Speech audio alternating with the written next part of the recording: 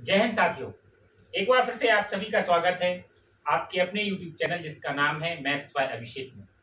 आज हम आप सभी के सामने रीजनिंग का एक बहुत ही दमदार और मजेदार टॉपिक आप सभी के सामने लेकर आए हैं जिसका नाम है दर्पण प्रतिबिंब। दर्पण प्रतिबिंब रीजनिंग में नॉन वर्बल रीजनिंग के अंतर्गत पूछे जाने वाले कई और टॉपिकों के साथ साथ ये भी बहुत ज्यादा महत्वपूर्ण टॉपिक है। इसमें हमसे ऐसे सवाल पूछे जाते हैं कि एक दर्पण के सामने कोई आकृति है या कोई अक्षर है या कोई शब्द है या कोई संख्याएं हैं, अगर वो किसी दर्पण के सामने रखी हुई हैं तो उनका प्रतिबिंब कैसा बनेगा। या हमसे कहा जाए कि यदि किसी वस्तु का प्रतिबिंब ऐसा बन रहा है तो वो वस्तु कैसी रही हो। ऐसे कई सवाल हमसे बदल बदल कर पूछे जा सकते हैं। दर्पण प्रतिबिंब पढ़ने से पहले हमें दर्पण के कुछ बेसिक गुण पता होने चाहिए कि दर्पण में वास्तव में प्रतिबिंब बनता कैसे। जब आप कभी सुबह मुंह धोते होंगे तो कंघी वगैरह करते हैं या आईने में जब अपन देखते हैं तो आप एक बात गौर से नोटिस करेंगे दोस्तों कि जो भी आपका लेफ्ट वाला हिस्सा होगा वो दर्पण में राइट की तरफ दिखाई देगा और जो राइट वाला हिस्सा होगा वो दर्पण में लेफ्ट की तरफ दिखाई देगा। हो सकता है आज तक आपने नोटिस ना किया, वीडियो देखने के बाद आप जरूर उसे अपने आप को एक बार दर्पण में देखें। जैसे कहते हैं कि अपना मुंह देखा है, वैसे ही अपना मुंह दर्पण में जाकर देखेंगे आप तो आपको समझ में आएगा कि जो लेफ्ट की जितनी भी चीजें लेफ्ट की चीजें हैं वो आपको राइट में दिखेंगी, तो जो राइट की चीजें हैं वो लेफ्ट में दिखेगी। इससे हम ये बहुत अच्छे से समझ पा रहे हैं कि कोई भी दर्पण, समतल दर्पण वस्तुओं को लेफ्ट, जो उसका प्रतिबिंब होता है वो लेफ्ट से राइट दिखाई देता है। अब इससे सवाल कैसे बनेंगे तो चलिए देखते हैं। जैसे उदाहरण के लिए अगर हम मान लें कि ये हमारा दर्पण है, इसके पीछे पॉलिश है, इसका मतलब है कि चमकदार सतह इस तरह, और इस पे अगर कोई वस्तु हम रखें, जैसे कोई वस्तु हम अगर रख दें एल या कोई अक्षर है एल, तो स्वाभाविक है दोस्तों जब यह इसका प्रतिबिंब बनेगा तो जो इसके लेफ्ट में जितना हिस्सा है वो सब राइट आ जाएगा या जो राइट का हिस्सा है वो लेफ्ट आ जाएगा। कहने का मतलब है अगर इस एल को हम इस प्रतिबिंब में देखेंगे तो दोस्तों ये कुछ इस प्रकार का बनेगा, इसका प्रतिबिंब कुछ इस प्रकार का बनेगा। ऐसे ही उत्तल दर्पण भी हमेशा उल्टा प्रतिबिंब दाएं से बाएं कर देता है। तो आपने अगर नोटिस किया होगा जो एम्बुलेंस होती है उन पर सामने वाले एम्बुलेंस उल्टा लिखा होता है, देखा है ना उल्टा, वो इसीलिए उल्टा लिखा रहता है दोस्तों कि जब आप खुद के आईने में देखें पीछे आती हुई एम्बुलेंस को तो दर्पण क्या करेगा, उल्टे का भी उल्टा कर देगा, तो वो आपको कैसा दिखाई देगा, सीधा, और आपको एम्बुलेंस पढ़ने में मदद मिलेगी। इसी प्रकार दर्पण हमने सीखा कि चीजों को दाएं से बाएं बना देता है। कब? जब वो उनके सामने रखा हो सकता है कई बार सवाल पूछे कि दर्पण वस्तु के नीचे रखा है तो वह एक हिसाब से जल प्रतिबिंब हो जाता है। जल प्रतिबिंब यानी कि जब हम खुद अपना चेहरा नीचे जल में देखें, उसे भी हम आगे डिस्कस करेंगे। उसके पहले हम सिर्फ अभी ऐसे सवाल को पढ़ रहे हैं जो दर्पण के सामने वस्तुएं रखी हो तो कोई संख्या कैसे बनेगी। जैसे अगर हम दर्पण के सामने बना दें एक, दर्पण के सामने बनाए एक, तो स्वाभाविक है जो चीजें इस तरफ है लेफ्ट तरफ वो कहाँ आ जाएंगी, राइट तरफ, या जो राइट है वो आ जाएंगी लेफ्ट में। तो देखेंगे एक का प्रतिबिंब कैसे बनेगा दोस्तों, एक जैसा है वैसा, इसमें तो कोई बदलाव नहीं होगा, जो बीच की डंडी है और जो नीचे वाली है वो भी जैसी है वैसे ही, बस जो इस तरफ थी अब वो कहाँ हो जाएगी, इस तरफ। यानी कि अगर एक को हम ऐसे लिख रहे हैं तो उसका दर्पण प्रतिबिंब कैसा बनेगा, ऐसा बनेगा। चलिए और कुछ अक्षर देखते हैं जिससे हमें सवाल को बनाने में आसानी हो। कई अक्षर ऐसे हैं जैसे कि एक अक्षर है अपना ए, इसको ए को अगर हम दाएं बदल दें चाहे बाएं बदल दें इसका प्रतिबिंब भी ए ही होता है। इसके अलावा एक अक्षर है आई, आई को अगर हम ऐसा लिख दें और इसके अगर दाएं बाएं को भी बदल देंगे तो भी यह आई ऐसा ही रहेगा। एक और अक्षर है जैसे कि है एच, एच को जब हम प्रतिबिंब में देखेंगे तो ये हमेशा एच की तरह ही दिखाई देगा। इसके अलावा और भी कई अक्षर हैं जैसे ओ, ओ का क्योंकि दाया बाया हिस्सा दोनों कैसे हैं, बराबर हैं, इसलिए ओ भी, ओ का प्रतिबिंब भी ओ ही रहेगा। इसके अलावा एक अक्षर है एम, एम को अगर हम प्रतिबिंब में देखेंगे तो भी वह वस्तु में और प्रतिबिंब में उसके दोनों अक्षर एम के जैसे ही रहेंगे। इसके अलावा और भी हैं, जैसे कि एक्स है, वाई है और डब्ल्यू है। इनके जो प्रतिबिंब होंगे वह हमेशा एक से रहेंगे, यानी जो संख्याएं हैं इनका प्रतिबिंब भी वैसा ही रहेगा। क्यों रहेगा? क्योंकि यह बराबर, इनका लेफ्ट और राइट एक से हैं, बराबर हैं, इसलिए इनको पलटने पर भी कोई फर्क नहीं पड़ता। इसको ऐसा पलट देंगे तो भी यह आएगा, एक्स को ऐसा पलट दें, ये वाला वाई, ये कैपिटल। इसके अलावा कुछ संख्याएं भी हैं जिनका प्रतिबिंब अगर हम बनाएंगे तो वैसा ही बनेगा। उन्हीं में से एक संख्या है 0। कैसे? 0 को अगर दाएं बाएं कर दो कोई फर्क नहीं पड़ेगा, वही होगा। और एक संख्या है 8 बहुत ही बेहतरीन नंबर है, क्योंकि इसका जल प्रतिबिंब और दर्पण प्रतिबिंब 8 ही होता है। 8 को अगर आप लेफ्ट राइट भी बदल दें तो भी 8 रहेगा, और 8 को ऊपर नीचे बदल दें तो भी 8 ही रहेगा। उम्मीद है ये बात अब आपको समझ में आई होगी कि जो चीज दाएं है उसको बाएं बना देंगे और जो चीज बाएं है उसको दाएं बना देते हैं। देखते हैं कुछ और अक्षर और कुछ और संख्याओं के प्रतिबिंब या दर्पण प्रतिबिंब कैसे बनेंगे। दोस्तों देखते हैं दर्पण प्रतिबिंब का एक बहुत अच्छा सवाल।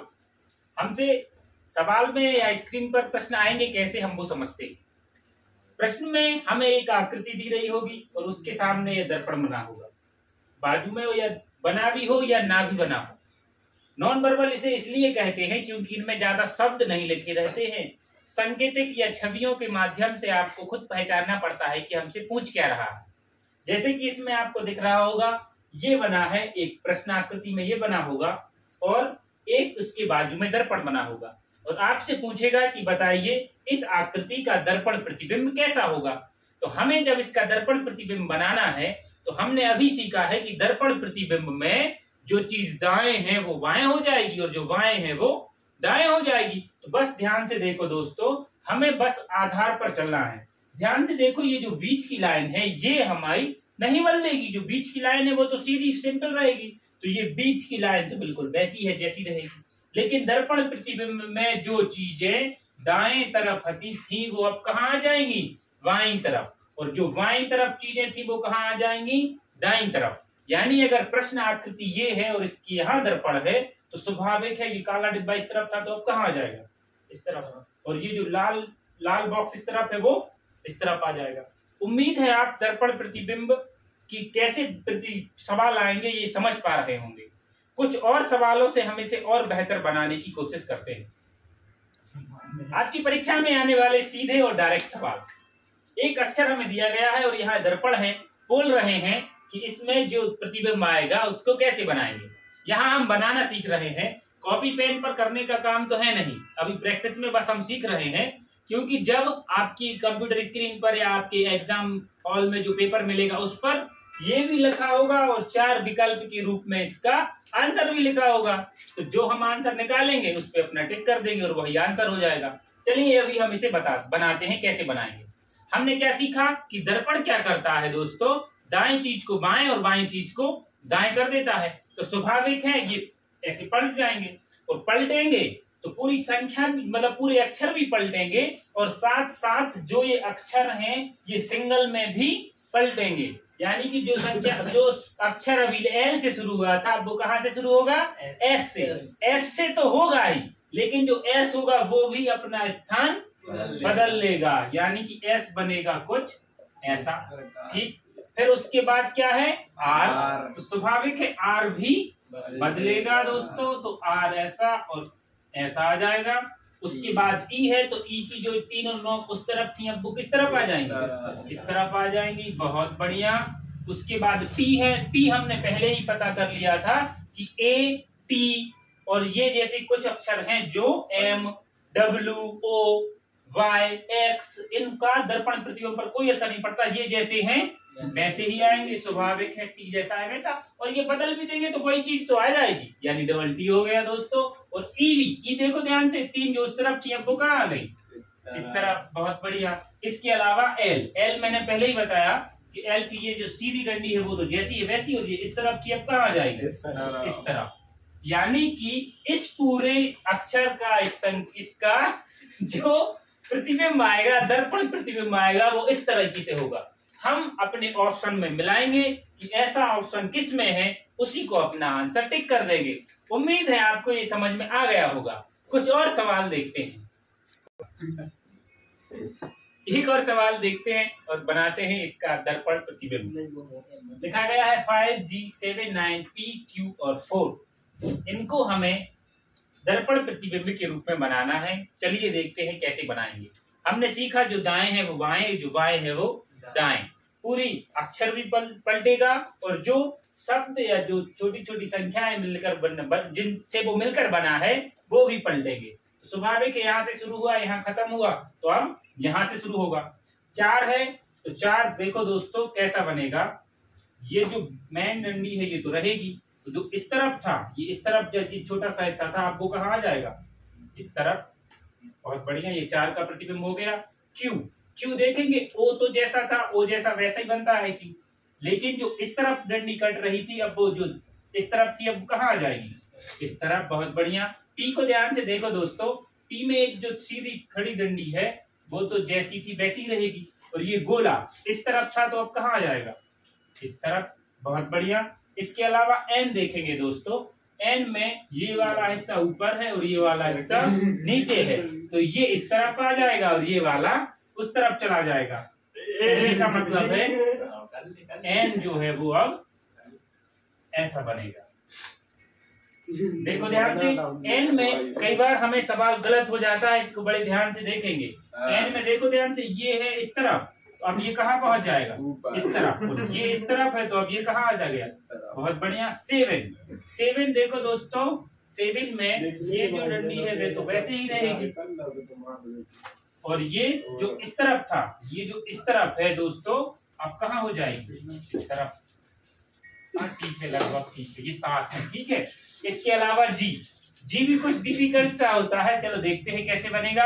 ये पूरा उस तरफ खुला है तो अब स्वाभाविक है किस तरफ खुल जाएगा, इस तरफ। यानी कि जी का अगर हम प्रतिबिंब बनाएंगे तो कुछ ऐसा प्रतिबिंब बनेगा।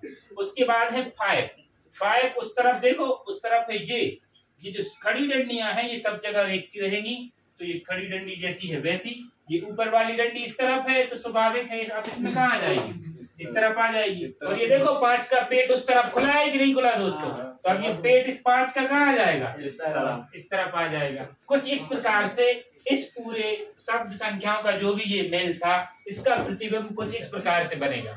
साइज हो सकता है कुछ छोटी ज्यादा हो, बोर्ड पर बनाने में थोड़ी दिक्कत आती है, लेकिन मैं आपको क्या समझाना चाहता हूँ ये आप बहुत अच्छे से समझ गए होंगे। चलिए देखते हैं कुछ और सवाल, बढ़ते हैं अपने अगले सवाल की ओर।